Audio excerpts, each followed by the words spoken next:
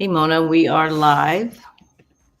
So, uh, doing sound checks. Videos How look does good. sounds good? All right. And did you check your Facebook? Yep. All right. So, I guys, just came. so tonight is going to be really kind of interesting because there's so much going on. But today, we're going to step into one of the most painful and consequential issues affecting Black America. What is it? Mass incarceration. So we're going to look at where it started, how it grew, how profits, in terms of who profits from it, and why it remains one of the biggest threats to our freedom and to our future. So get ready for the countdown, and you'll see the intro, and then we are back.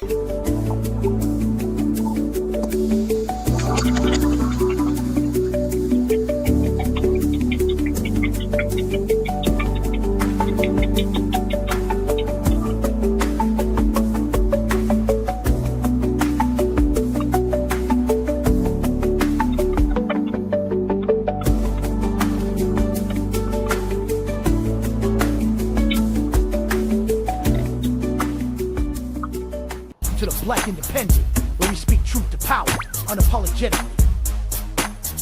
For too long, the black vote has been treated like a given, but we're not property. We're not pawns. We are the descendants of those who built this nation. And now, we're demanding tangibles, not tokenism, because the era of blind loyalty is over.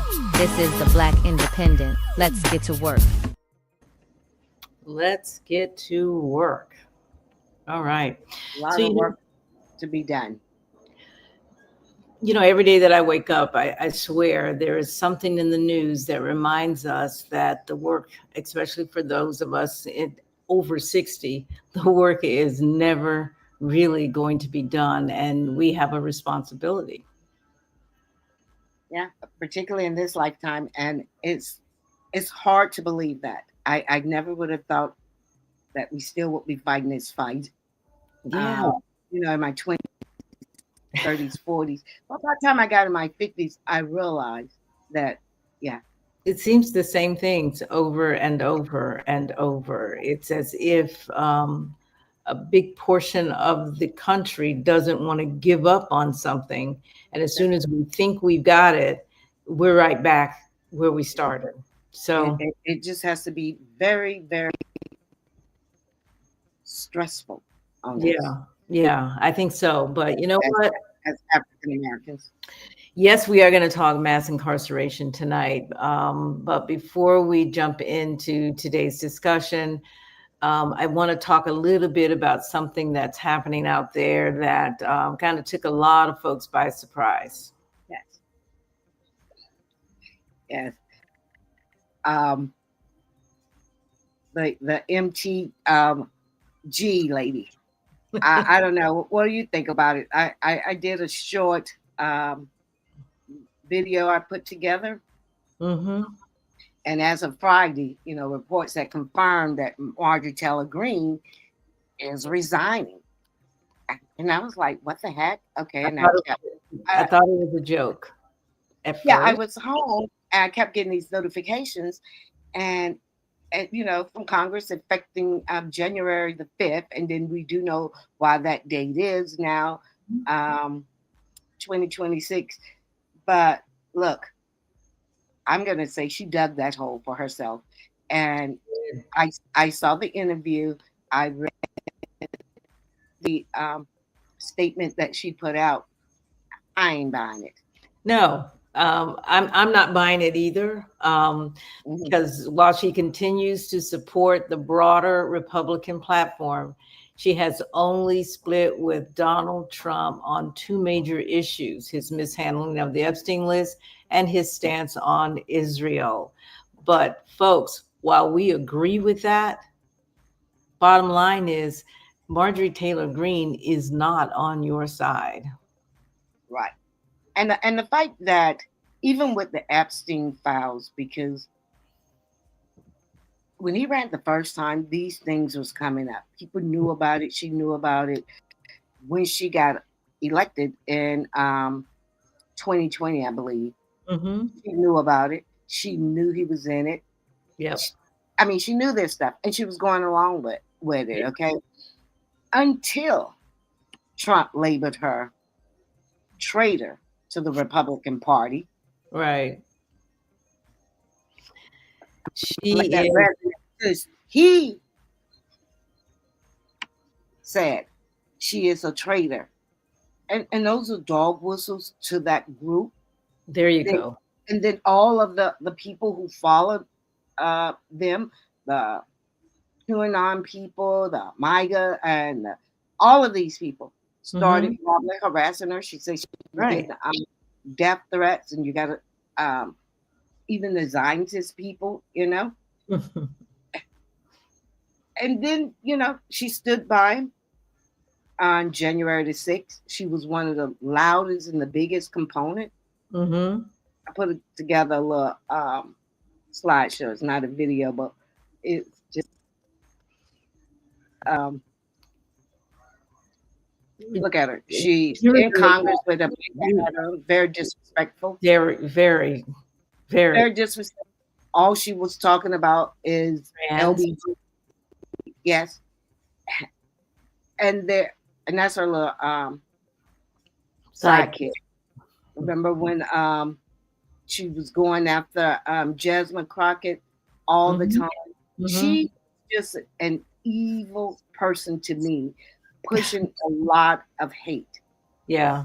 And she was doing it intentionally, very intentionally. Well, she was doing it to Right. build up favor with her constituents and Trump. Okay. Yeah, I think she was also doing it to make money. She was making money hands over fist. Yeah. Being this radicalized, I don't know. She appealed to the bottom of the barrel in the Republican Party, and she knew exactly what she was doing. The way she sounded was all orchestrated. So honestly, I think I think Marjorie sees the handwriting on the wall. So don't be fooled. Somebody is advising her, and she sees the handwriting on the wall for the Republican Party.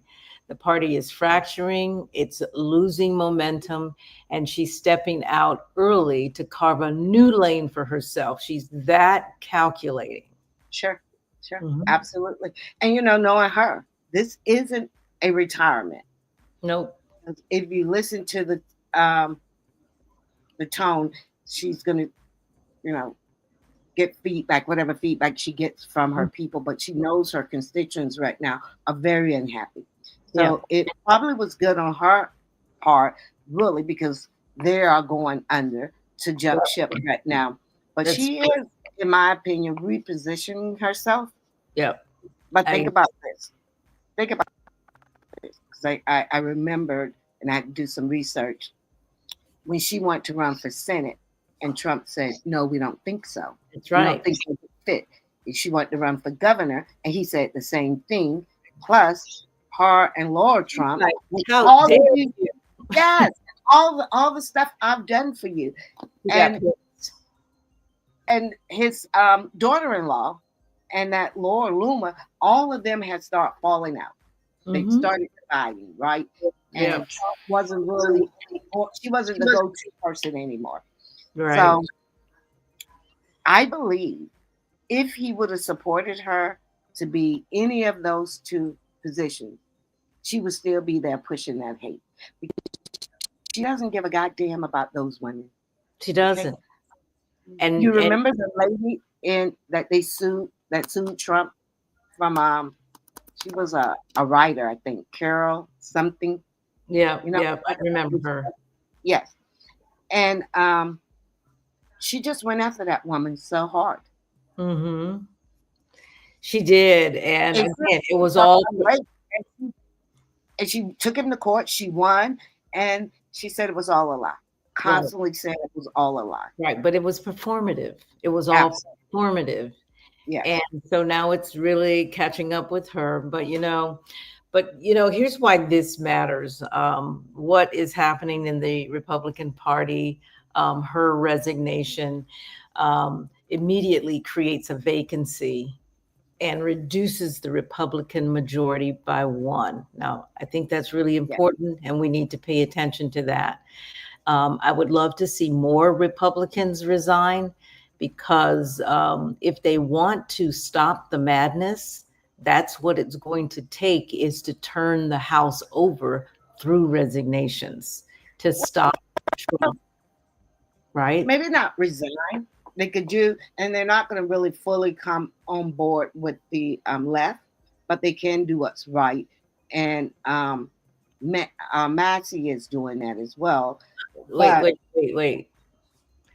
The reason why I'm saying resign they're just is going to replace them with, they'll do a special election, or the that's true. governor, or either the You Speaker of understand. the House. They're gonna, You understand. and they're going to replace them with somebody But the right threats, wing. but the threats are very real, not just for them, but for their family members as well. Oh, sure. And what Marjorie Taylor Greene has on her side is that everybody knows her, Mhm. right? She's got popularity across the United States. So if she goes missing, right, that's a real big issue. Kind of like But she had no problem when they would threaten other lawmakers, Democrats, no problem and at all.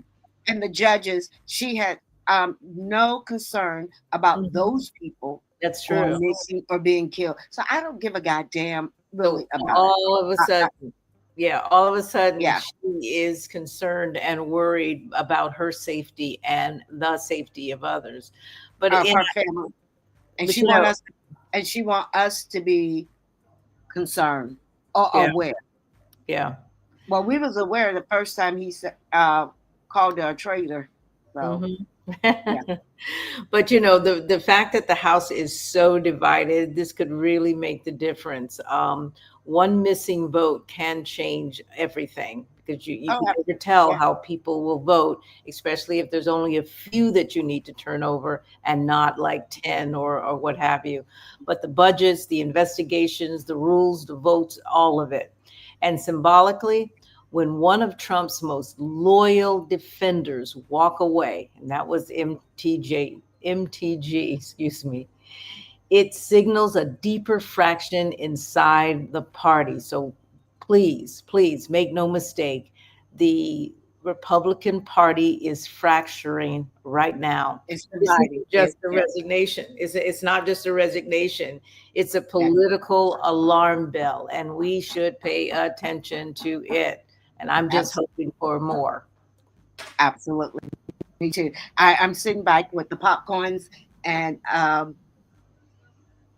watching it and saying, with a little smirk on my face. Okay.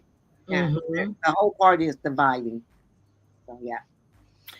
Yeah, that's really true. So y'all, so now that we've covered that, anything else you got on MTG? Now we'll keep the public updated All right. as it comes through. Yes. So now that we've covered the breaking news, we're going to shift to today's conversation. So last week we broke down reparation, the first of our pillars. So today we're going to go to pillar 2, although we do have a book that Mona's going to talk about a little bit later that, before we get into mass incarceration, do you want to bring up that ADOS reparations book? Yeah. And speak to that? I'm going to move on to mass incarceration, but reparations. All right. Mona just got this book, didn't you?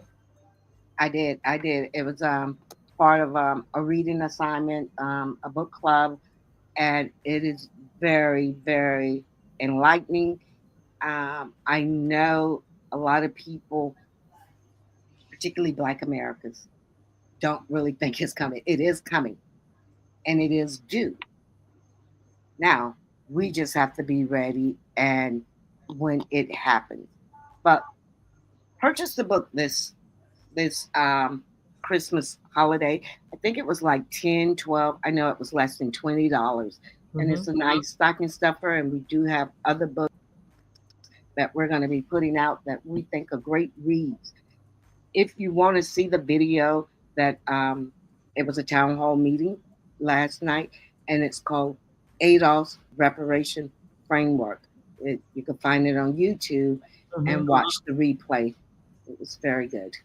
Yeah, but why would I want to purchase that book, especially if I don't really think it's a realistic goal for Black people anyway?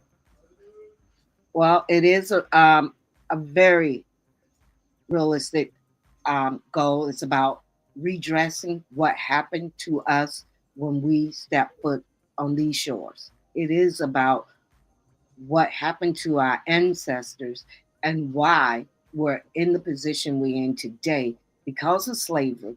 And we're going to pull some of that in from what happened from slavery to incarceration. And all of the pillars that we're talking about is a direct line back to slavery. And we Absolutely. have to understand that. And we're not going to be able to move forward as a group. Now, I know sometimes we like to believe individually, I'm doing good, but you're not. Generational wealth and that wealth gap. And Jeanette, I guess somewhere doing this, we have to show the wealth gap. Hmm. You never will be able to close that gap without reparation. And it isn't anything that, we're begging for or a handout. It is a redress. It is something that we are owed. And once we Absolutely. realize that and we get on board, it is going to be better for all of us. Yeah, I agree with that. And so get that book, you guys, if you really want to have a better understanding of how it can be done. This is one of a few that I'm aware of. Darity's book on From Here to, ooh, it's not eternity, but but it's there are books out there that really talk about how it should be addressed. So Yeah. thanks for bringing that book up tonight. And And let me yeah. say this: if you ADOS just started a chapter, local chapter in Tampa. So if you want to be a member of ADOS, or you want to join, or you want to know what it's about, go to the website ADOS Advocacy. It's and it'll give you the information, or give me a call, or reach out to me, and then we'll invite you to our meetings. And before we move on, ADOS stands for what? American Descending of Slavery. Okay. Americans Descendants of Slavery. And that's all of us. All right. Thank you so much. We're good. So, family, we are going to move to pillar 2, which is mass incarceration. Again, we talked about reparations before, which is very critical. This is another critical issue that needs to be dealt with, and that's mass incarceration. It's one of the deepest structural issues Black communities across this country are facing today. All right. So, Yeah. So this is not just a criminal justice issue. This is a political issue, a housing issue, oh, wow. a, a family stability issue, and also a voting issue. And to believe it or not, even in 2025, we still said it's a voting issue for Black Americans, ADOS Americans, and it's also economy issue, and it Yeah. is deeply tied to every struggle we face. Every It is tied to every struggle. And, again, back to intentionality, Margaret MTG being very intentional about her path through Congress. But Sure. the path that Black Americans, African Americans in particular, have taken has been very intentional. in terms of not us, but them in keeping us at the very bottom. And that is something that definitely needs to be addressed in terms of reparations, as you said, but also the whole mass incarceration was a tool, definitely a tool that they used against us. So, Michelle Alexander wrote a book called The New Jim Crow. I'm telling you, it's another great book. I don't have a It's a book. copy of that with And I me. thought, I don't know. I thought I've read the book, and actually, I read this book years ago. Probably Mhm. when she first got it. For the life of me, I just could not find it.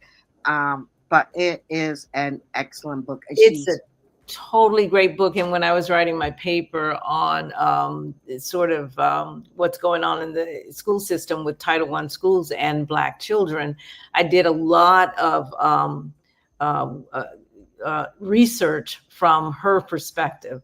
So let me give a quote out of the book and then we'll get right into it. The systems of racial and social control in America evolve and adapt.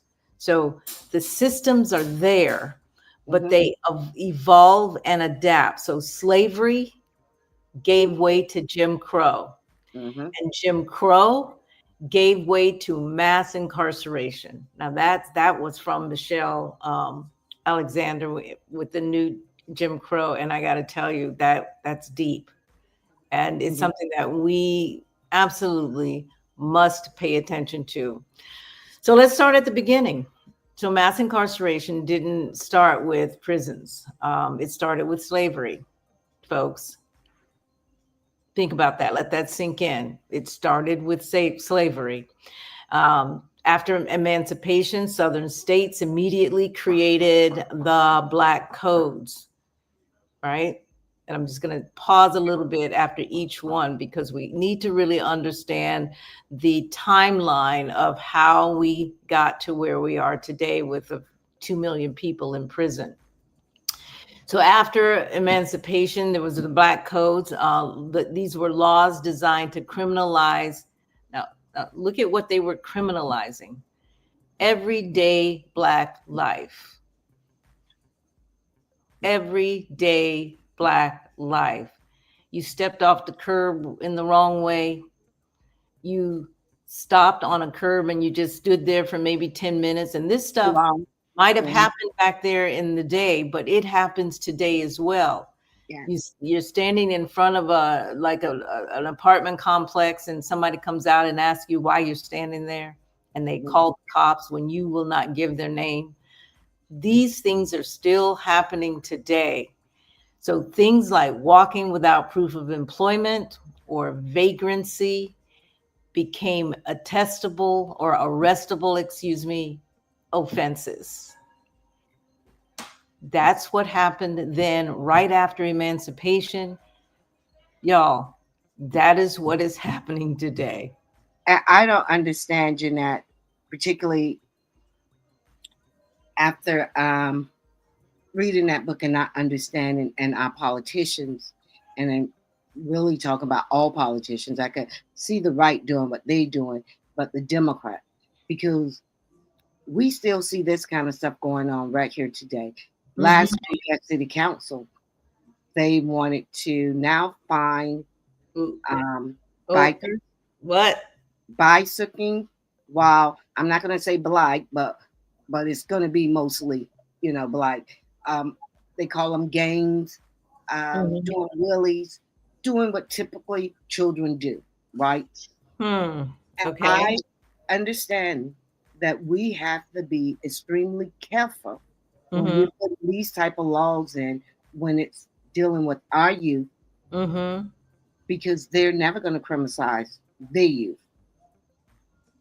But yet, City Council voted unanimously to start charging these kids who violate this new law. So I guess they're going to do a second read. I didn't do much on that. They are But going to do one on December 18th, I understand. mhm. Mhm. But what you were saying, slave patrol, the earliest form organizing police in the United States, Mhm. is where it comes from. These patrols was literally created to capture enslaved Africans. Yeah. And guess what? I was looking at Dr. Ray Hagan today. Mm-hmm. I just had it on. And he was talking about Nat Turner. And I says, oh, wow, caught my ear. Uh-huh. Did you know Nat Turner was a preacher? No, I did not.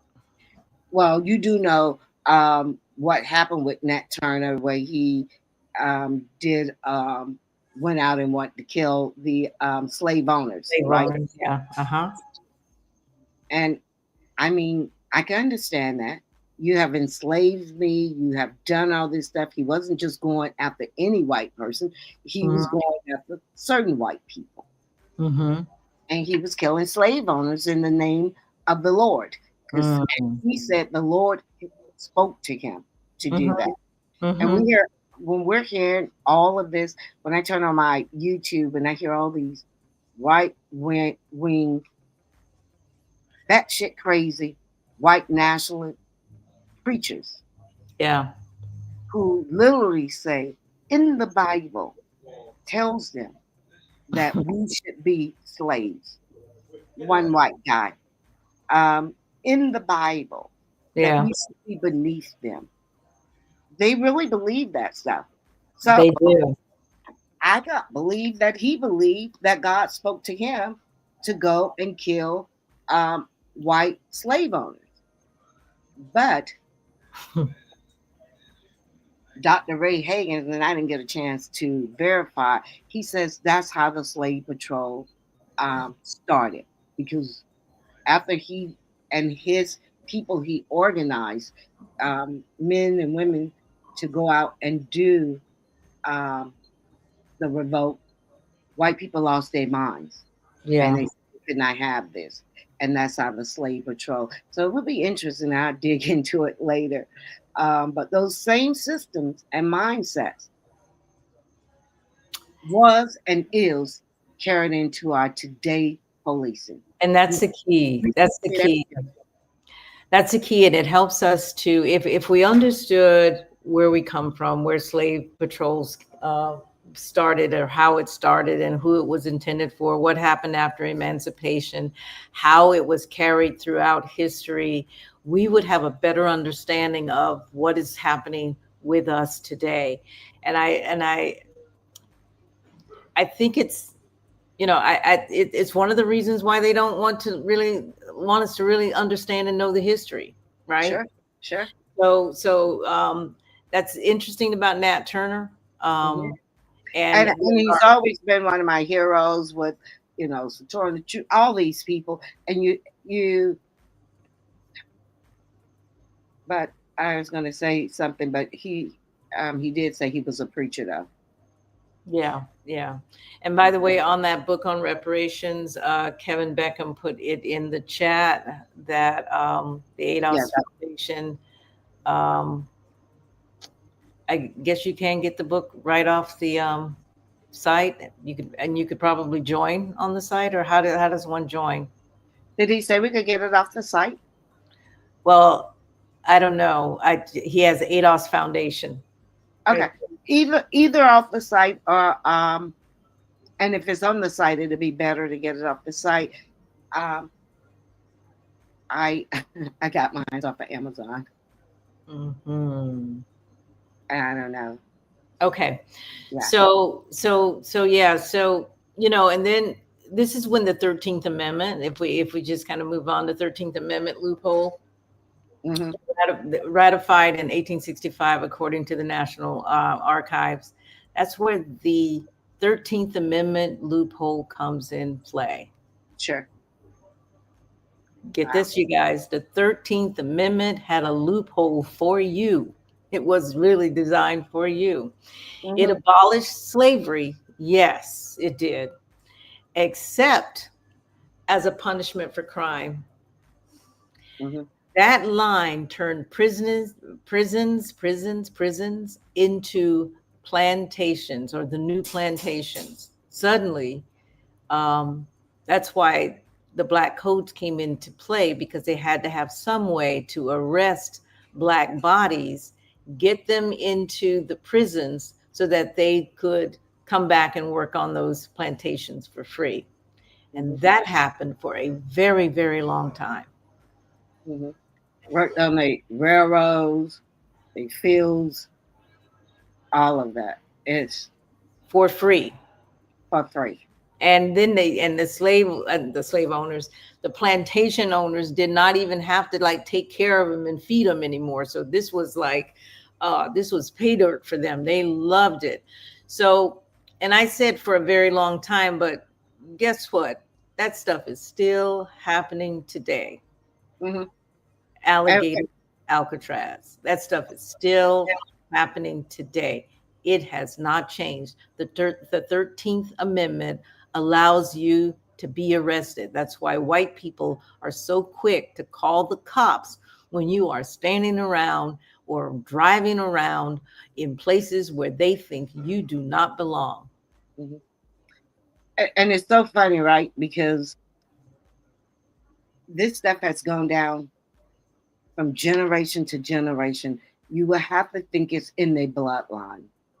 Mm-hmm. It is crazy. But fast forward to the 1970s, the 80s, and the 90s, the war on drugs, and the 1994 crime bill. And You know, this is where I had an issue with Bill Clinton and Joe Biden. and And that, every time and I that talk changed, about mass incarceration, you and bring that up changed everything for us. every single time. Yes. Under Yeah. Democrats. I want to play a video. And this is a young man. I'm trying to see if I still have it. I think I do not have that video. No. But this one, yeah, I don't see the one of the young man talking, but I'm going to play the one with Brian Stevenson. And if you can bring that one up for me, I can go and make that happen. All right. Incarceration has had a devastating impact on all Americans. But it's been particularly devastating to the poor and people of color. Black men are 6 times more likely to go to prison for committing the same offenses that white people commit. So to confront that, we've got to do something about these basic inequalities in American society. Inequality is racism. Inequality is exploitation of the poor. Inequality is abuse of power. Late one night, when I was a young lawyer in Atlanta, Georgia, I got in my car and I drove home. Had an old beat-up car, and the car didn't always have the radio operating, but this night the radio was operating. And I was just enjoying it so much that when I got to my apartment, I stayed in the car to listen to these songs. And after 10 or 15 minutes, an Atlanta SWAT car showed up. I got out to see what he wanted, and in that instant, this officer drew his weapon, and he said, "Move, and I'll blow your head off." I was 28, been practicing law for about a year, and I knew to say to that police officer, "It's all right, it's okay." But if the same thing had happened to me when I was 16, I probably would have run. And it burdens me that we have kids in this country that have to know how to navigate those situations, who have to deal with the presumption of dangerousness and guilt in ways where their lives are at risk. When you tolerate racial inequality for generations, these inequalities become part of the culture and the political system. We need a generation of people in this country who are dedicated to fighting inequality. Justice doesn't come when you only choose to do what's comfortable and convenient. It sometimes requires you to do uncomfortable and inconvenient things. And Yeah. just small things that we could do to help make life a little bit better. You can't speak to us like that. That can't be your first response. Move and I'll blow your M and F head off. No, Right. It's no. their As first as if we're less than human. and it doesn't matter who you are. So you might It think doesn't matter who you are because they don't know who you are. They didn't know he was a lawyer. doesn't matter. They know he was a Negro. That's all that counts. Yeah. Yeah. But And he has to feel less than a man, less than a person to have to bow down to some poor white trash, probably. Yeah. But I think the raw numbers, and I try to get away from statistics because I think that's the white man's way of hiding the true story of who actually are the ones who are, for example, the poorest people. The white people are the majority on these various programs, etc. And even with incarceration, um, white men are the ones who are in prison for heinous crimes. We're in prison for For drugs, bullshit. Bullshit. for drugs, Yes. from smoking marijuana, three strikes you're Yes. out, what have you. But so the raw numbers, in my opinion, tell the story. And so I want to deal in some raw numbers tonight. In 1970, about 200,000 people were incarcerated in the US.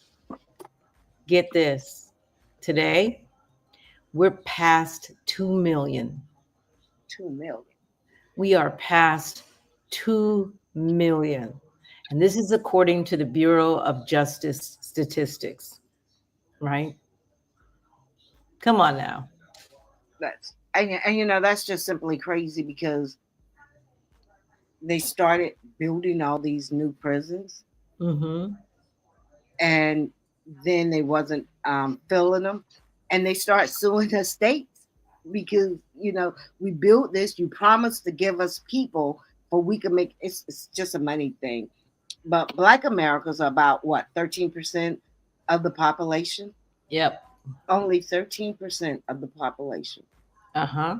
but makes up roughly 37%. 37% of the prison population, Okay. according to the NAACP and the BJS. Right. So people, I need you to understand and pay attention to the numbers. We're only 13, maybe 14% of the population. And yet we're 37% of the prison population. That's ridiculous. It just it makes no sense. But the disparities are brutal. Black people are 5 to 6 times more likely to be incarcerated than white people. Why is that? Right? For drug offenses, Black people are nearly 4 times more likely to be arrested, even though drug usage rates are similar, right? And the thing about it is not like they go after the people Mm-hmm. who bring the drugs in. If they go after the Wall Street people who bringing them in, you remember, I can't remember a case, but I think it was like some big um, company Mm-hmm. was bringing had a shipment coming in, and they Mm-hmm. had drugs. I think it was a credit card company, and they Ooh, had drugs. Yeah, for Jesus, real, for real. yeah, and I mean, because look, who you think we ain't got planes and ships and boats. That's right. So if they wanted to stop the drugs, they could stop the drug. But America is making money off of it everywhere. They're making money off of it for bringing it here. They're making it money off selling it, and then they're making money off locking our black asses up. So they're making money all over this. Oh, wow. It's That crazy. is so true. That is Yeah. true. That is true. Hey, So Gretchen, thanks for joining us tonight. So yeah, and I want to play on the types of crimes because I need you guys to understand, and this is why the whole reparations things it's really important, and that mass incarceration is one of the things that we deal with, because as I said before, white Americans make up most arrests for violent crimes when we talk about the raw numbers. But Black Americans are disproportionately imprisoned for drug offenses, property crimes, and parole probation violations. I had a friend about maybe 7 or 8 years ago. He worked for me when I was out at Tampa Hillsborough Action Plan. And he was out of jail, but one day he's coming to work. He was walking along the railroad tracks, just walking along the railroad tracks. and got arrested. It was Just because he was walking along the railroad track. because Because that is because that they that felt was that he was out of place. that was in the black codes. You couldn't you that was against the law to walk on or alongside the railroad tracks. And 'Cause he you got have to be arrested, yeah, you have to be rearrested, let me say, and he was out, and we had to go and get him out of jail. It That's was crazy. crazy. That's crazy. It And, is. and so you have to ask yourself, so what has been done to try to fix this? Nothing. And one of the things that I would love for Black people to do is to, again, understand the history, understand the genesis or the root of what is happening to Black Americans, especially Black men, and and and and stop blaming.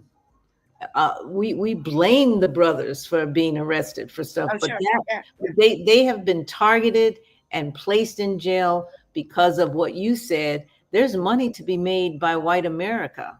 Yeah. And they got to keep those beds full. And Mhm. and of course they don't want to destroy their people's lives.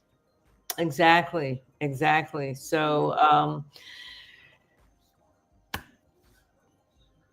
I don't know, folks. This one is pretty heavy, but it is also another place where Black America could come together and make demands.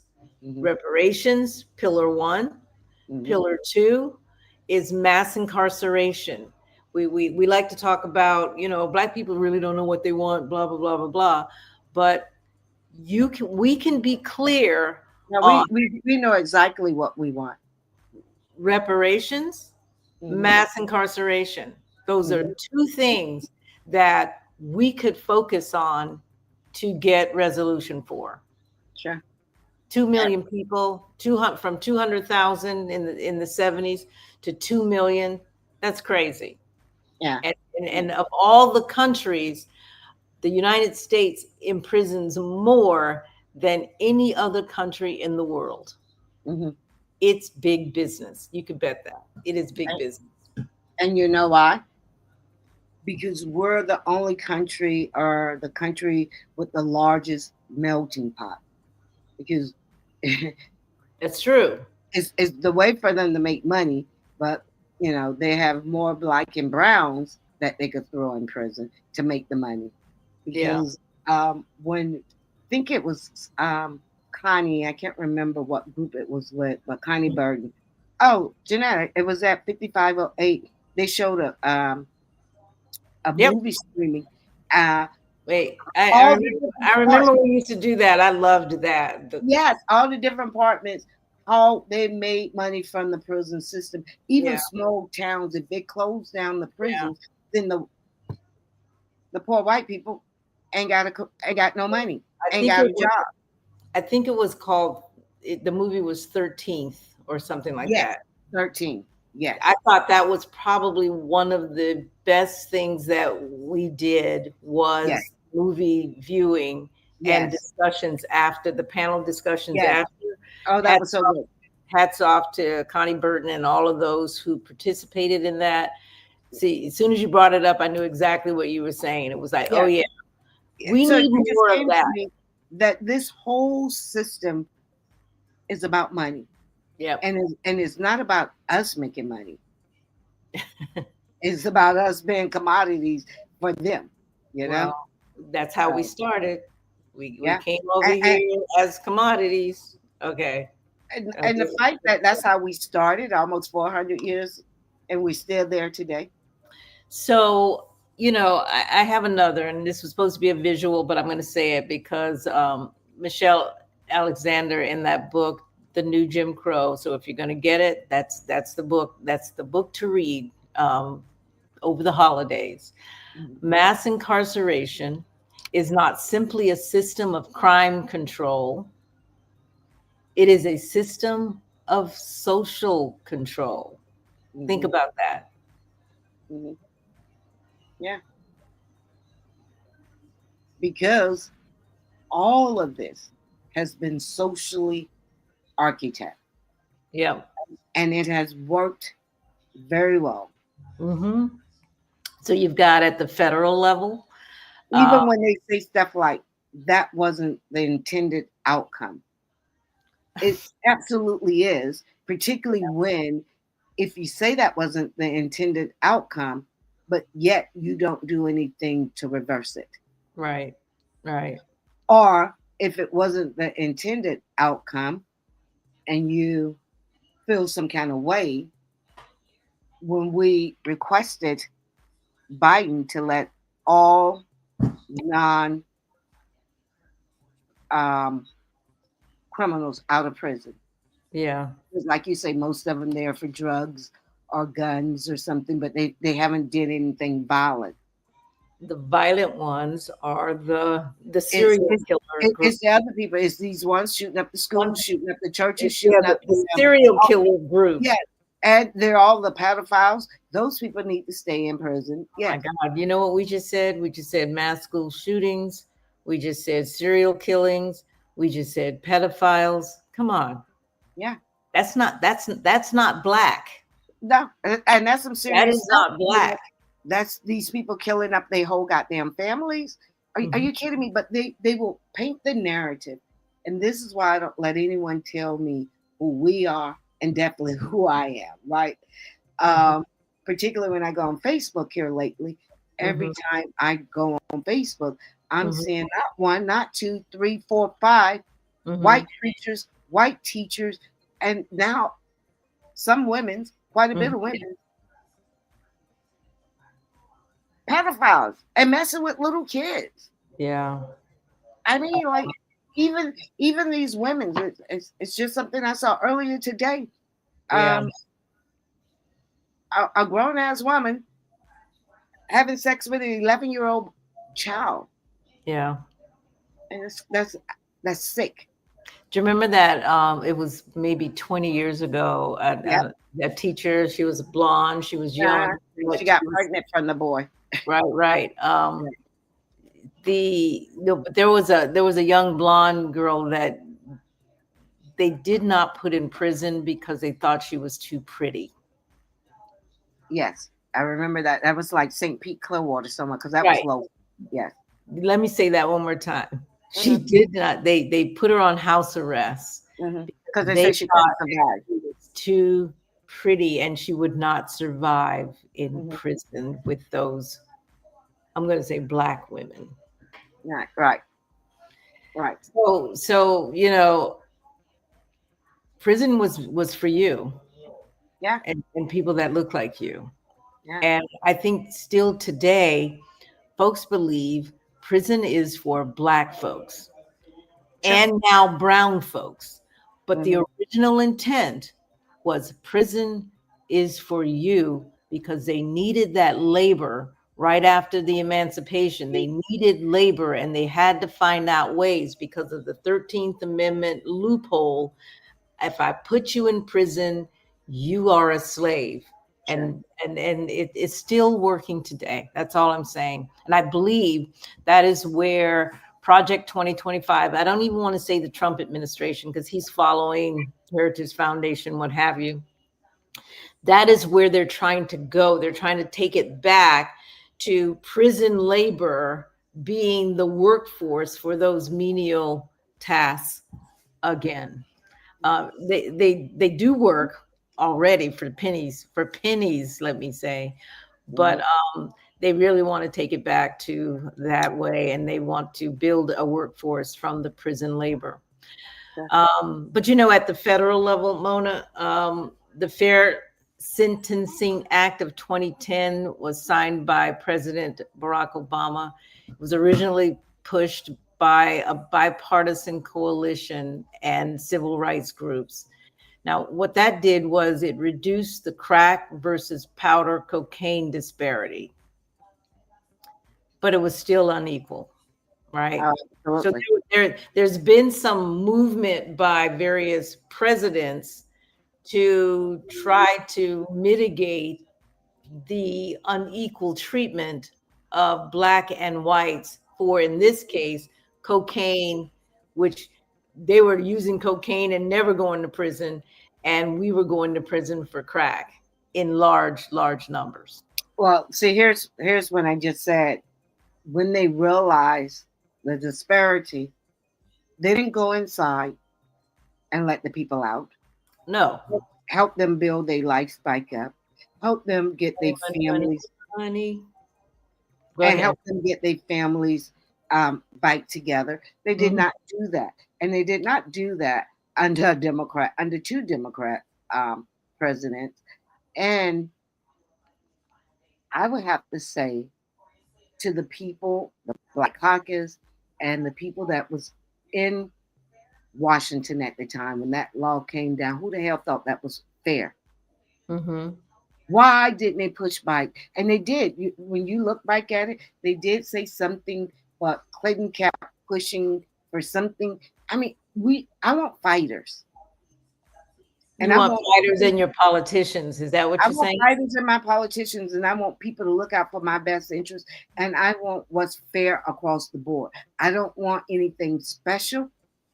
I want what I want to live in a equal, fair America. Oh, wait. I'm sorry. Real quick on the football game. Hmm. The score is 24-3. Are we winning? Shadur is kicking ass. Is All all I'm right. saying. All right. I needed to have that break because I Tell me, keep looking down. again. I'm looking down at the Tell me score. again who they're playing. The Las Vegas Raiders, but I, it didn't even matter who they were playing. What mattered was Shador Sanders, and this is his debut. And of uh-huh. course, they have been using their usual tactics to keep the black man down. But Of course, apparently, when Shador said, "I can play," my dad had taught me, and they absolutely. hate that. They Mhm, hate that because he's so confident, right? mhm, mhm. And Um, see, they'll call him an uppity Negro or well, they are cocky. they are calling him that. They are Yeah. calling him that. But right now, I'm looking at Cleveland Browns 24, and this is 6:48 in the fourth quarter. There is no way. Oh my God, black people are going to be dancing in the streets. So Okay, now, so sorry, now I had to let me do that. let me ask you this because I'm not a football person, but do they do replays on football? I mean, like, What do yeah, you mean replay. replays? I don't Yeah. know. I mean, like you can see it later Girl, tonight. this is if you can get Not on a YouTube, replay. Can you everybody see? and their mother is going to be talking about this for the next, I don't know how long. Not highlights, but can you see the game later tonight or something like that? That's what I'm saying. I A don't replay. know. I don't know. You do like to do that with tennis, so Yeah. watch it the whole thing later. I Now, just need to see I the prefer to highlights. watch it. I prefer to watch it live, but if I cannot, it's always a replay Yeah, that once I I can. know who won, I don't have time to sit through that whole thing. It's like Right, I yeah, just need to give you me the understand? highlights. Yeah, but yeah, you go. I'll probably look at the highlights. But here, back to even the mass incarceration, it is their intent to keep black men down, right? Hmm. Hmm. And to especially and a lot of people like to say even with Shador Sanders, well, it's not racist because there's a lot of black football players and blah blah blah. It's like, but you don't understand. If they can be the great white hope or the savior for a black person, that's a role that they want to play. Sure. But there is no need for a great white hope or savior for Shador Sanders. He comes in already knowing how to play the game. He Sure. comes in not needing the contract or the money. He comes in pretty much ready, set, go. Hmm. Like Eli Manning and Peyton Manning, right? Yeah. And this Arch Manning that's coming up. Y'all didn't have a problem with them coming in with all that clout, but Right. and with the daddy saying, I want my son to play for this team or that team, but you Hmm. got problems over here. Hmm. That is racism. And that takes us all the way back to the 13th Amendment, back to slavery, back to we do not want you guys to succeed. Yeah. And we are still using the same playbook. But that young man showed out. Now I didn't see it, but I'm gonna be watching the highlights later. Well, we don't have to see it. A blind man, if you tell him the score, we will assume he showed out. He He kicked showed ass. out. He showed out. He showed Yeah. out. So anyway, and he got the team going. And I think white men do not want other white men to follow black men. And I don't know if that makes sense or not. That Particularly in if a football black and the man, quarterback, there's something about that quarterback position. They well, said for a you have, while, for a long time, yeah, we didn't yeah, get to 'cause play. you weren't smart enough. You We couldn't weren't think smart and enough. run at the same time. Exactly. But you know what? We digress a lot Yeah. on this one, but I'm excited about the game, and I've been really anticipating and wanting this day to come for a long, long time. But so back to you know, you asked, has anybody tried to fix it? And I'm like, well, they tried to do something under Obama. They also tried to do something under Donald Trump with the First Step Act of 2018. I don't know if you remember that. Um, Yeah. there was years of people advocating for criminal justice reform. It introduced some sentencing reforms and early release incentives. Trump likes to brag about that, but I think they had to force his hand on this one, right? So, but he Mm-hmm. likes to brag about it as if, look what I did, look what I did. So I don't know. It wasn't enough because the thing that needs to occur is releasing a whole lot of those brothers that are in prison. Like he does all those pardons for everybody that he likes, Absolutely. I mean, right? I mean, real hard criminals that getting pardoned, and it makes even me say, what incentive I have to live by the rules or the laws Exactly. when Exactly. these people could do whatever they want Hmm. and and get out. But states have done more experimentation than anything, and some of these states have done ending mandatory minimums. And that is always, and I don't like anything. I want them to change laws because I don't like anything that's left up to an individual, Right. particularly a white individual who think who don't value me. Hmm. Okay. Legalizing marijuana, but not now we got this legalization of marijuana, but you got all of these people still in prison Right. for marijuana and not expunging their records fast enough. Yeah. Biden, these are things that Biden could have done that could have really pushed the Democratic Party or the Black community more in their direction. Although Yeah. we still voted, what, 94% women's and something like 80 something percent Black men still voted for Harris, but we didn't get anything with Biden, even though Jim or James Claiborne told us, oh, you're going to get this, you're going to get this, you're going to get this, and we didn't get shit. Right. But let's get some clarity on what it is that we want and develop a plan for how to do that. I think the book that We you gave them clarity. recommended, no, we as a group are not clear.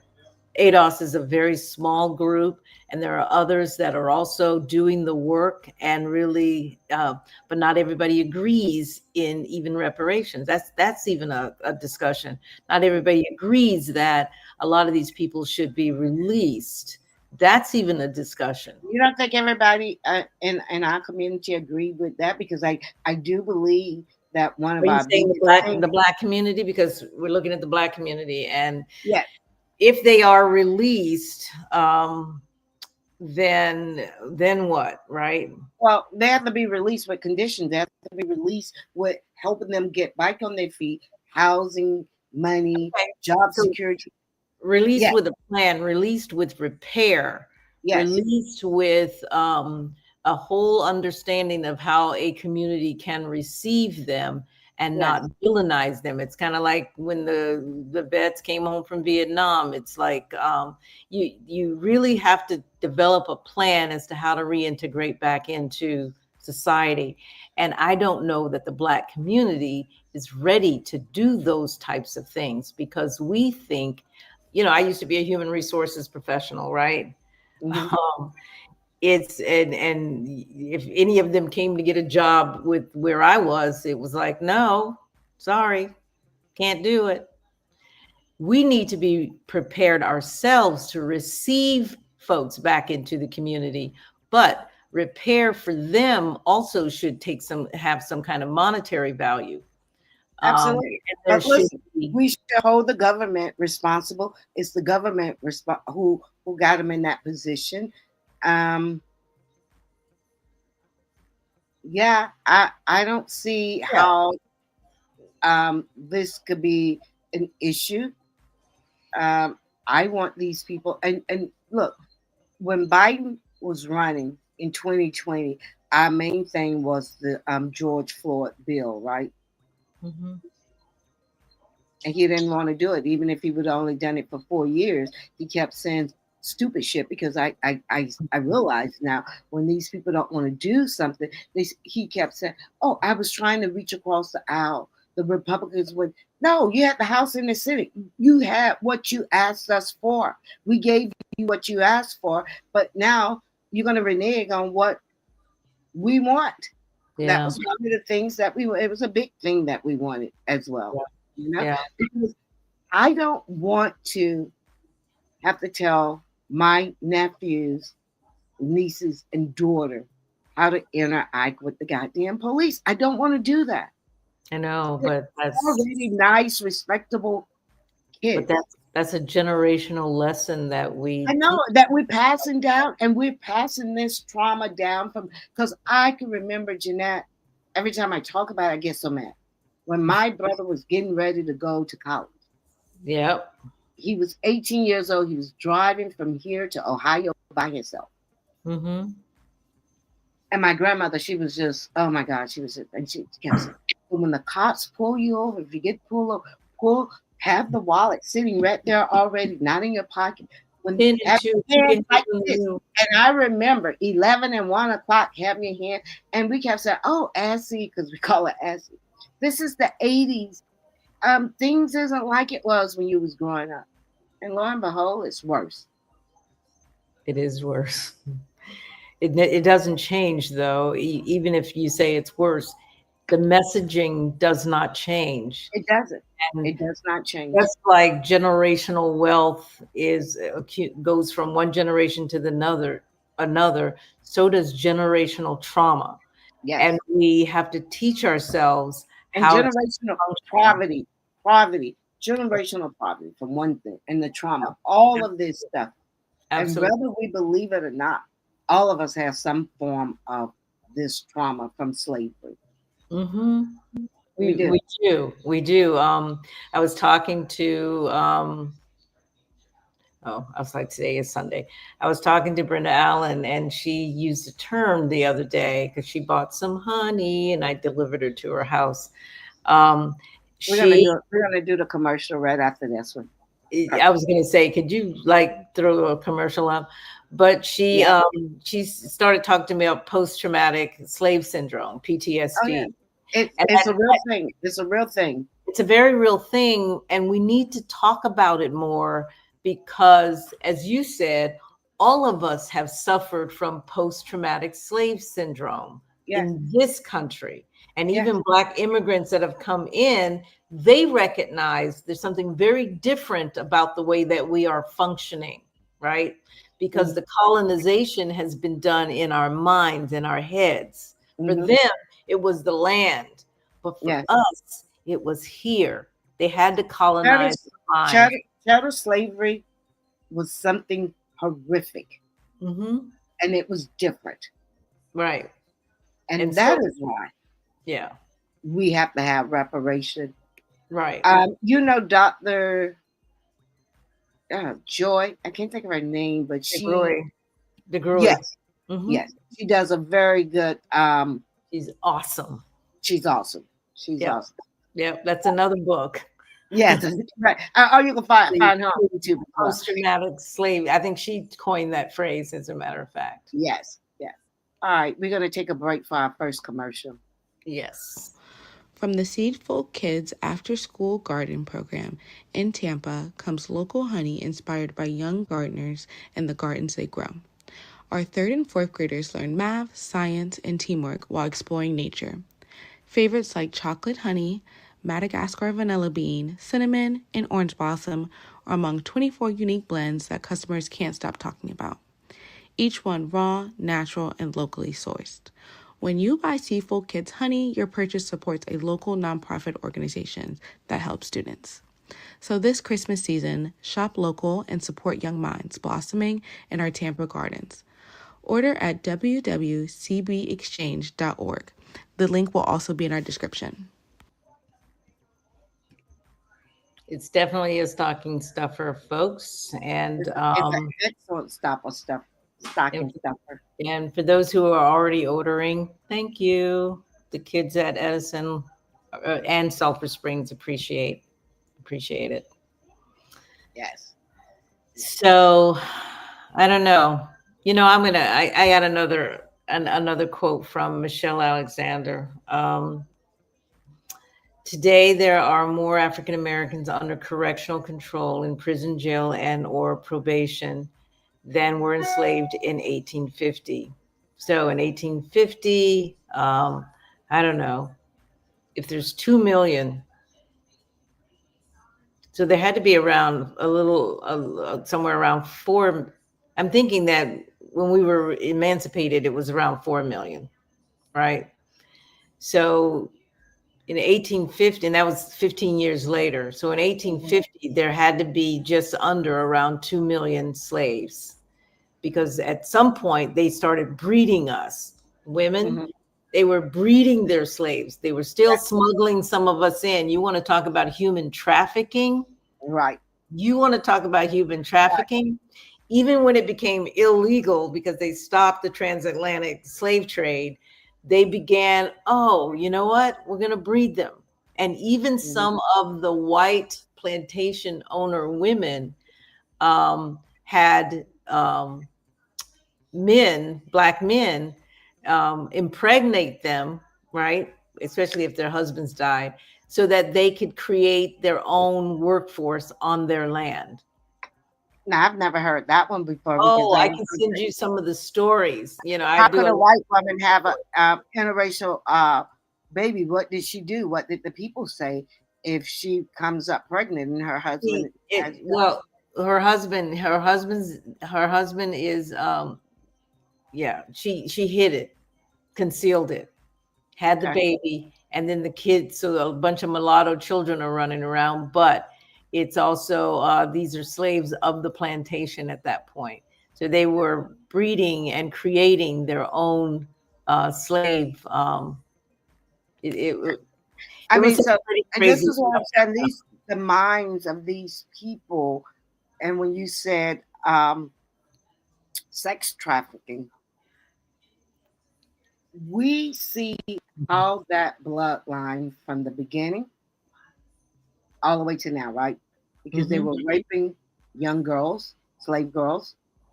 They were raping the men and the women. That's true. That's true. White men have always, because I often ask myself that we're hearing a lot about this Epstein and I'm following it. And I says, what grown men want to sleep or rape or do anything to a, let's just say 14, because Megyn Kelly says, well, it's a difference between 15 and 5. Did you hear that? I heard. And I'm like, heard. I would want to kill a bastard who touched my 15-year-old, right? Yeah. These people are sick.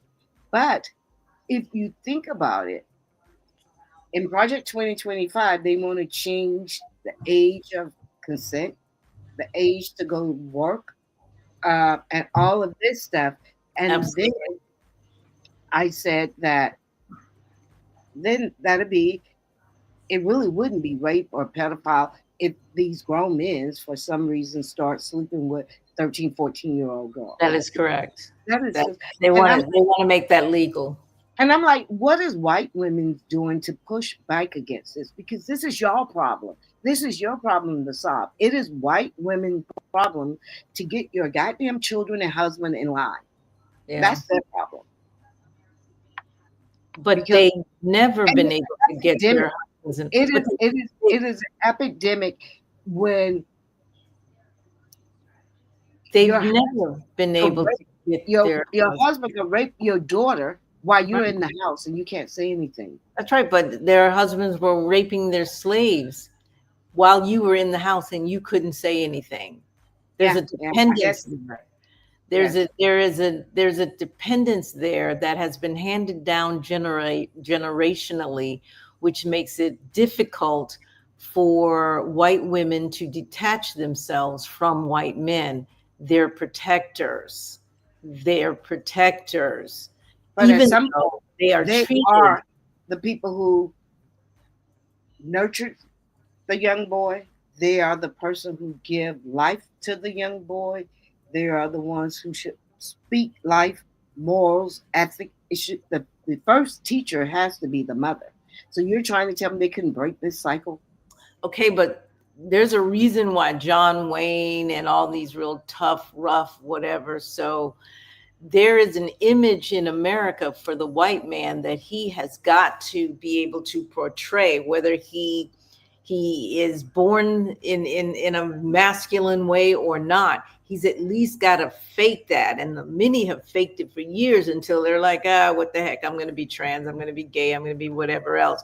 But there's an image of white men's strength that even black men try to emulate, that overrides that nurturing mom.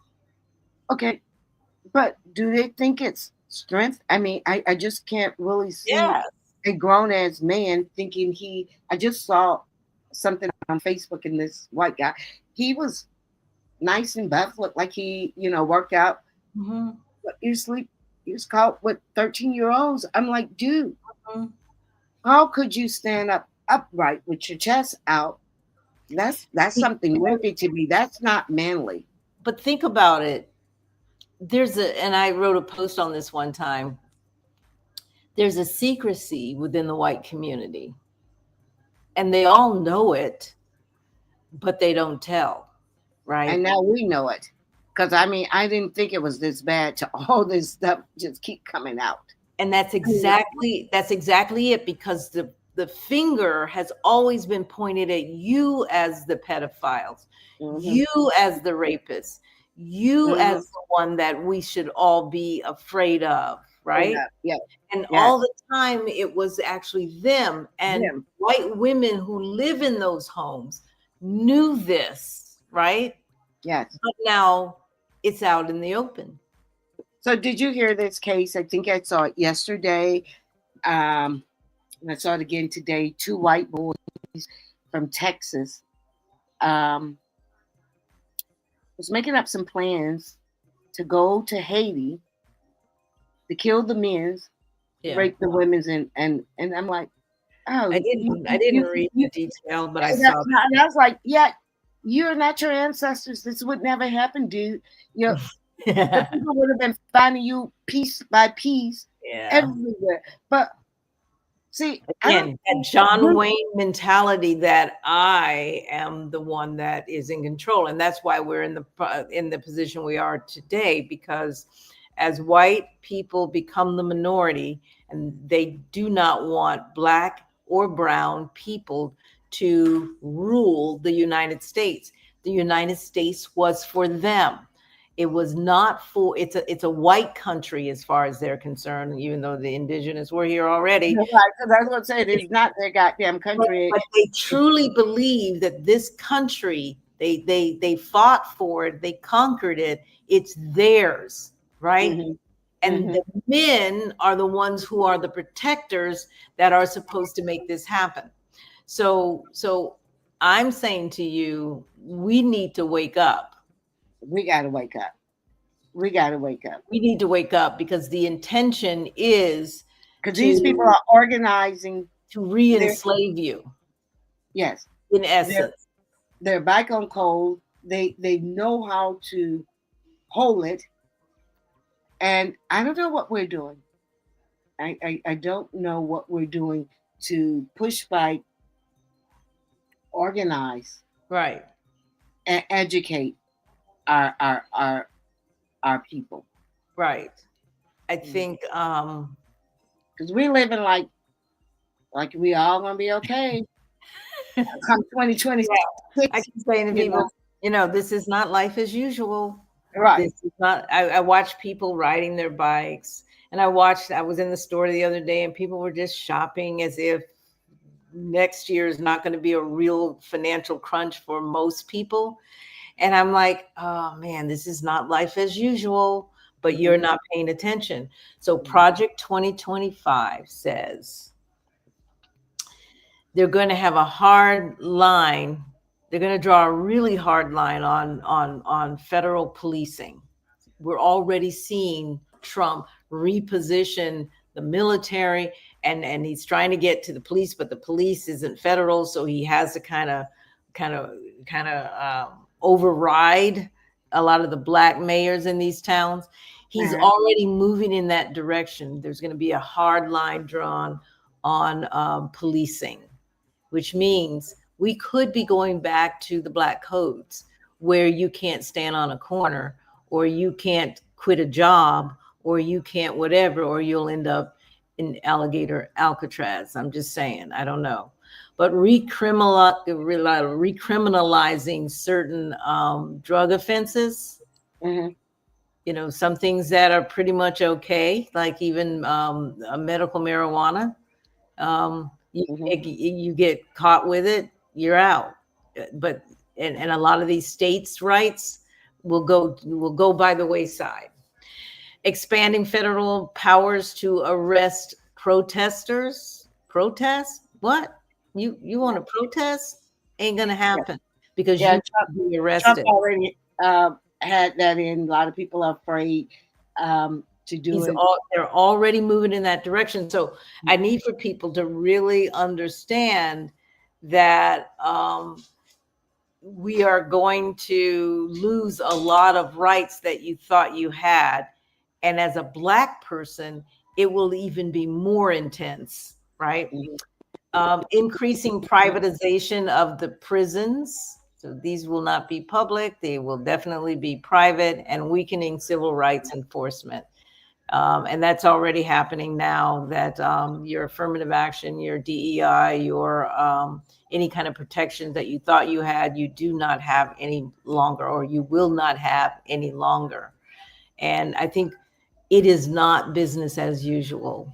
And No. unless we figure out in this next election, if it's not if they don't use technology to rig it, we will, if we do not win this next election, and this is for real, y'all, lights out. That's my thought. Well, kind of scary. Now let's talk a little about RET now, Project 2025. Mm-hmm. So it is absolutely opening the doors, just like you said, for more unjust incarceration. Yeah, you're going to see it everywhere. You're Mhm. going to see people in jail for, like, what? He got arrested for what? Like, my friend walking Uh, along uh, the railroad track. doing a wheelie on the Riverwalk, Oh, and and oh my and God, you just made a and, really good point. and the fact that we was talking about this at work on Friday, Wow, that's a good that point. Doing a the wheelie. Riverwalk belongs to everybody. We pay taxes. So a few Karens have now said they feel threatened Unsafe. or Unsafe. unsafe. Hmm. And so Karens, anytime they feel unsafe, something got to be done. Yeah. Okay, so I read a post that Connie, I don't know if she wrote it or she made a comment, and Hmm. she says, "Why can't we all share the sidewalk?" Because if someone is riding a bicycle and they're doing a wheelie, it's not like they're moving, they're constantly moving. You just move over. What's the big deal? But we all kind of forget when we was kids. Kids are gonna do what kids do. And as we get older, we do get a little bit afraid. I'm not doubting that they're not afraid, because sometimes if I'm in the car now, if someone blows the horn, I'm gonna jerk, right? It shocks me. It Yeah, started. it It does started most people. right. That's because I'm getting older. Now, did I do the same thing when I was 22 and Speedy Gonzalez and I'm blowing the horn saying, "Get out of my goddamn way," because I'm just fast, right? Mhm. That is just what we all do. Yes. And we all, but we get, but I don't want to criminalize kids for it. And for Okay. people, and for the council to sit up there, but I will, I didn't hear, I didn't watch the council, but they said that Lynn did kind of push back. Not Lynn Gray, Lynn Hurtak, Mhm. um, pushed back on the fine because they want to fine the children $75. Or if these are young people, well, you're not fining them, you're fining their mother. And So, kids are out. They're yeah. gonna do what they do. So here's what the ordinance actually does, because I looked it up a little earlier. No stunts or wheelies on shared paths. No riding more than two people across. I think that must have been an issue that maybe I can four, agree with that. right? Motorized bikes and scooters are capped at 10 miles per hour. I don't know how fast they go, but Hold your thought right there, because I don't know if it was it wasn't last week, so it had to be the week before last. My sister and all of us, it was about six of us, I believe. yeah. We all went on the Riverwalk, and they want to rent the bikes, and they motorized. How the hell I know how fast they go? So Because they they were change. like, "This is for you and your family. You're the ones that broke all the." I'm just kidding. And look now, because we're all older. I think the youngest person with us was probably 22, my 25, my daughter. Hmm. But we did ride one behind each other, right? Because I'm 62, so I do know that other people are on here. And when people was coming up, I slowed down. But that's with age, right? Now, if I was 18, 19 years old, I can remember um, growing up when we were kids and we all got our 10-speed bicycles. We rode from Northview Hills to Riverfront Park. Yep. We was riding in the streets, people was blowing the horn, and we did it all the time. I'm sure there were rules around that. Yeah, but I mean that's just what children do. I know, but there were Yeah, rules around of it. course It's there was just rules insane. behind it. So these are just rules around this. I think as we But evolve, nobody want to arrest us over it or give us a ticket for it either. I'll give you that. But as we evolve as a community, especially as they try to create a walkable city where everybody can enjoy. So you got bike lanes and you got whatever Well, else. they You also also want now to have these create motor, a blah, mo- blah, blah. right. They also want to create that too, bicycles and all of these things. Okay, so I'm just saying that rules are fine. They are Mhm, fine. mhm. Rules are good. Um, and after a 90-day education period, so maybe your first one, you get a warning and a sort of a 90-day education period. The fine kicks in. Um, $25 the first time. So you get $25 the first time, 50 the second, and 75 the third. Um, So how they I going to don't catch know the where I kids? fall on this one, huh? How they going to catch the kids?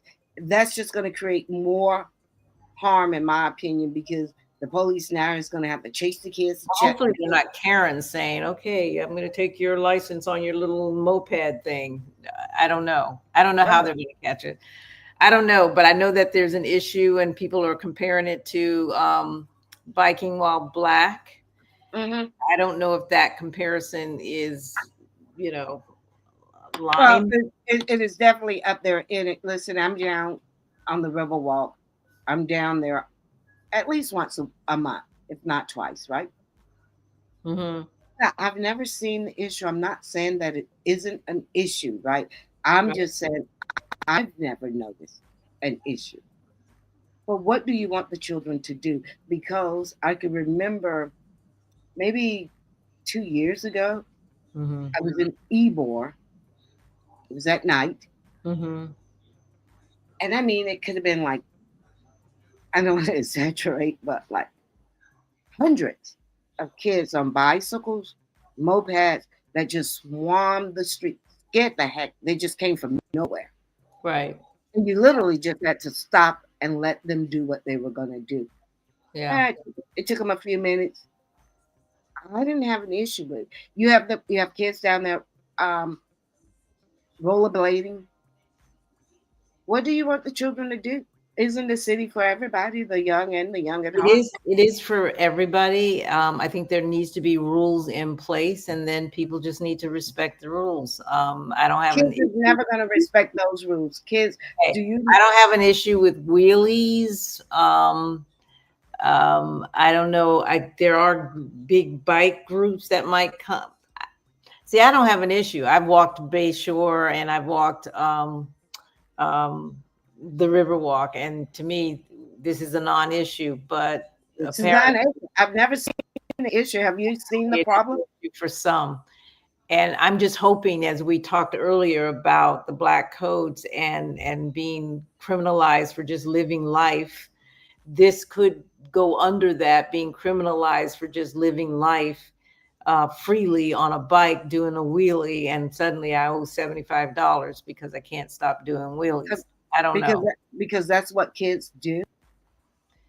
That's what kids do. Yeah, And not only kids, because some of these people, I don't. they I'm look thinking. like young adults. Yeah. You're all getting together, and I don't think. Now I'm thinking if you got 60 of these people on the sidewalk, common sense will say you need to line up one by one.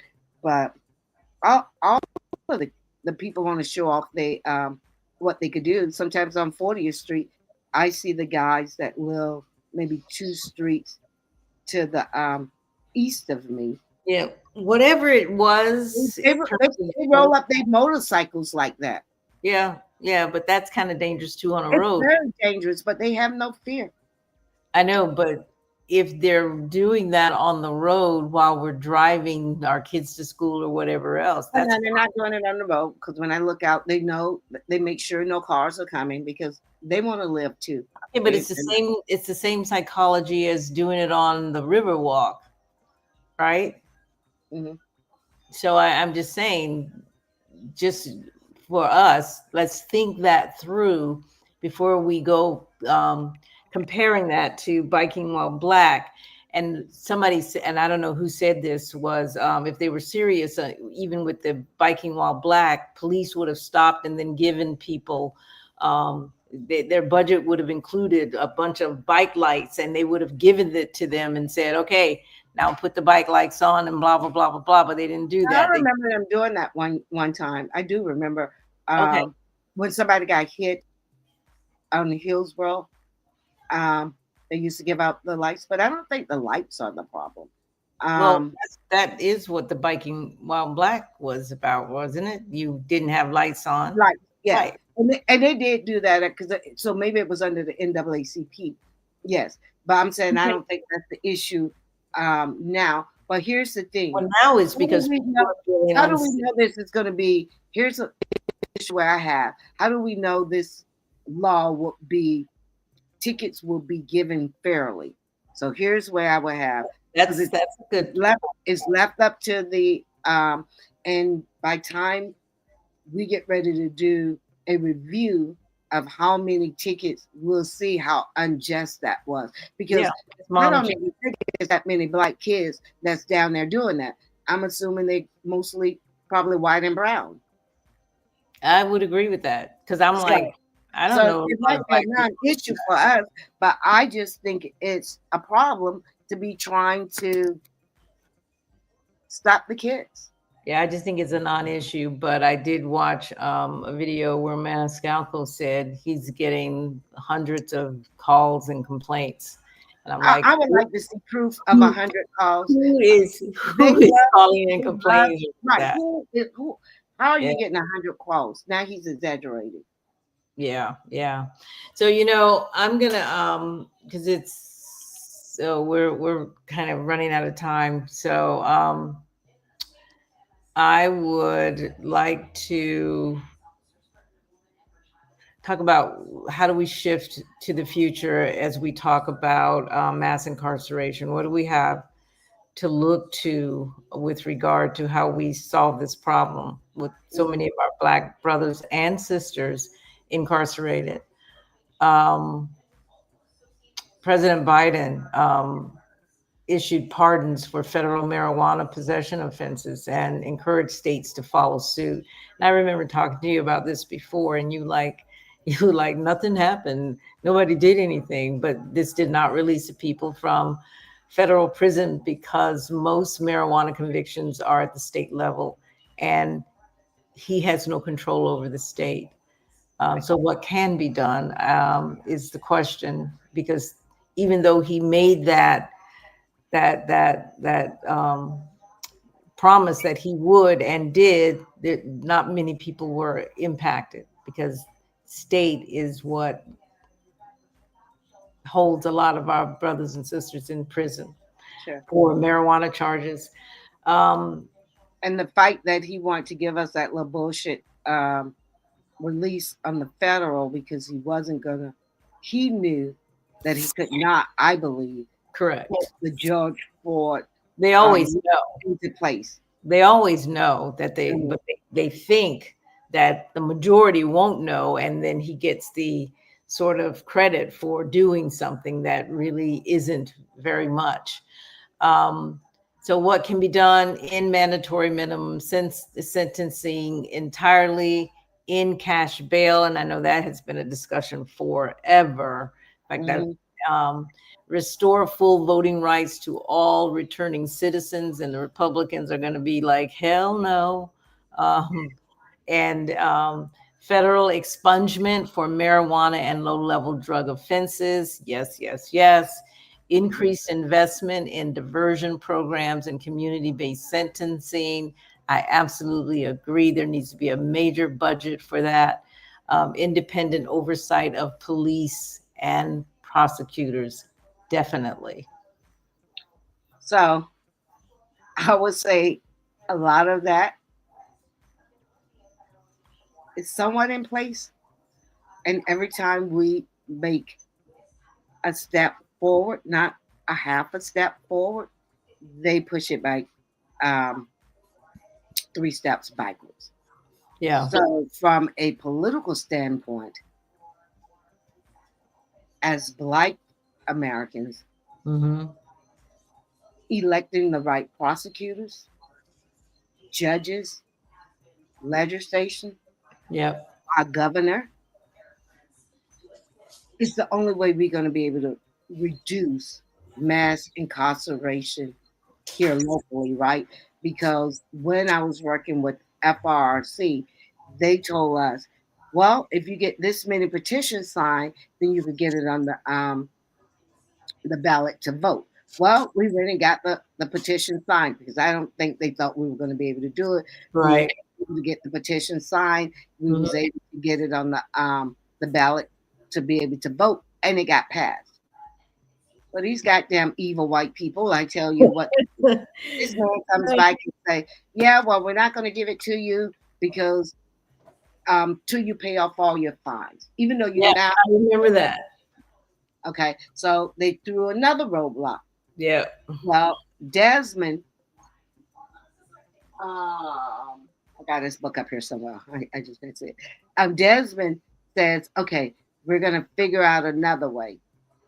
So all over Florida, they found money to pay the people fines up. I remember that too. Then, when it was time to vote, they were arresting people who was already cleared. So it put the fear in them. And of course, these people don't want that headache, right? Evil. Just effing evil. I mean, like, Right. if you're good and you're great, why? I mean, why don't they cannot live in harmony with us? Why? I don't understand. And we can live in harmony with you. Do you, let us do us. We That's ain't trying to do, and oh I'm not, my God. and I think where I'm at now, everybody I'm voting for, I want hard demands. I don't want them to come in and tweak it or shrink something. I want goddamn change. So too much has happened in the last 9 months for Democrats to come in claiming they're going to tweak things. Yeah, The I don't want Republicans to have tweak. tweaked nothing. They have totally destroyed. Yes, yes, it's crazy. It's Yeah, crazy. I agree. I agree. But you know, if you Diane Hart has a bill on the floor. I saw it today. I forget what it's called. Kevin, if you're listening, can you tell me the name of that bill? Oh, HB 55, and it's the treatment. Even that, the treatment. When you see, it's something that stays in my mind. Mhm. And these um, detention officers just went to trial. They got the guy in handcuffs. And this white man, I guess it makes him feel good. I think these are white men with small penis. That's what I'm going to call them. I'm sorry, because I had acronyms and I can't remember. But he kicks this guy in the face. And I guess it makes him feel some kind of way. Exactly. And then the people who standing around watching it, Right. and they killed him Yeah. while he was in handcuffs. And that's what they think of us. And I'm not the type of person who could love or like someone who hate me so much. I can't Mhm. I can't do it. That's a lot of And people get mad. Oh, why do you say that? Because you got to be out of your freaking mind if you think I care more for you than me and my people. Mm-mm. yeah. So it's just crazy, and all we're doing is making people, giving them what they want. These politicians giving them what they want, and we have to now say that you work for the people. Yeah. And I guess from the Mandani election, if we could move that one forward, and if people could really understand that the people have the power, Yeah. that That that's we really the can have bottom line. things to do with it. Yeah. That is the bottom line, that the people are going to have to understand that the people have the power. Black people are also going to have to understand that even as a separate entity, um, you do have power. You have lots of power. Mhm. You just have to be clear on reparations. You have to be clear on mass incarceration. You have to be clear on education and healthcare. And I had one other. I had four, but I think there was a fourth, another that Housing, housing. I was going to say housing, but in my opinion, that you get reparations, you pretty much have taken care of whatever housing and whatever the issues are. But in terms of education and that public education system that's so unequal, makes absolutely no sense Hmm. to um, to have it such an unequal system. But good discussion tonight. So Very good. Yeah. Everybody realized our power but us, because if they didn't think we had, or they was afraid, they wouldn't be trying to stop us from voting. exactly. So you have to. It's some. We just have to freaking wake up. Yeah, you just have to realize that if they didn't realize, they know we have the power. They know that we have it. They know that Mhm. we have the intelligence as well. That's why from the very beginning, when we started revolting and they noticed that, and whatever went on in Haiti for their revolt that they won, they Mhm. had to stop us from reading and learning. They had Sure. to literally make it against the law for us to learn and to read and to gather, and all of those things became against the law, right? And So they even know now, who you are. what are they trying to do in school? Right, but they know who you are. And they have to make sure they put every block in the way to keep you ignorant of the power that you have, but also to keep you divided amongst others who, if you came together, man, it changes the game, totally changes the game. So, so mass incarceration it's not an accident. No, it is all of the systems, as you said, um, are put in when they make these policies and these rules. They know the outcome. They Yeah. know the outcome. But listen, thank you all, Facebook, YouTube, and Black Independent page for joining us tonight. Next Sunday, after Thanksgiving, we're going to move to Pillar 3, and that's going to be our economic power. That's Which I think is going to be perfect moving into the holidays. the holidays. Mm-hmm. Mm-hmm. Mm-hmm. Definitely. So, y'all, family, thank you for being with us tonight. And make sure you like us on Facebook. And please, please, please subscribe to our YouTube channel. We are Black Independents. We're growing slowly, but we're going to need 500 before we can even start selling our products. So we need your help. We'll see you next time on the Black Independent on Wednesday, right? Yeah.